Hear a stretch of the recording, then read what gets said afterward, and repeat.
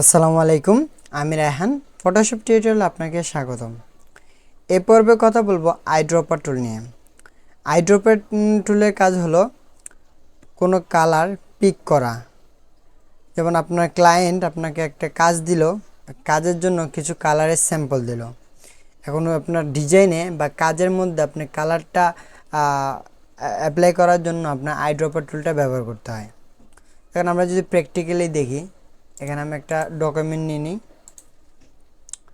একটা স্যাম্পল হিসেবে একটা পিকচার নিয়ে নিই। সাপোজ এটা আমাকে আমার ক্লায়েন্ট দিয়েছে।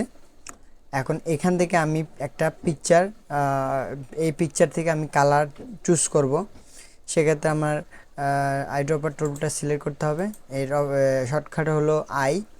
এখানে আমি যদি ক্লিক করি, সেক্ষেত্রে এখানে আমি যদি এই কালারের উপর ক্লিক করি, সেক্ষেত্রে দেখব আমি আমার কালার পিকার ফরগ্রাউন্ড কালারে আমার এই কালারটা চলে আসছে। এবার আমি যদি এটা ওকে করি, এখন আমার ডিজাইন, আমি যদি কোনো একটা ডিজাইন করি এখানে, সাপোজ আমি এখানে সেভ করব আমার কালারটা, অল্টার ডিলেট। এখন আমার এই কালারটা চলে আসছে যেটা আমি পিক করছি। এখন চাইলে আপনি তো বারবার এই কালার পিক করবেন না, সেক্ষেত্রে আপনি চাইলে এই কালার আপনি সেভ করে রাখতে পারেন। সেভটা কোথায় করবেন? এই কালার শোকে যে সোয়াচের মাধ্যমে আপনি এখানে সেভ করে রাখতে পারবেন। সেভ করার জন্য আপনি প্লাস অপশানে ক্লিক করতে হবে। এখানে ক্লিক করার পরে এখানে আপনার নাম দিয়ে দিবেন। যেমন আমি যদি কালার লিখি, কালার 1, ওকে। এখন দেখবেন এখানে আপনার কালারটা সেভ হয়ে গেছে। এভাবে করে আপনি কালার পিক করতে পারেন।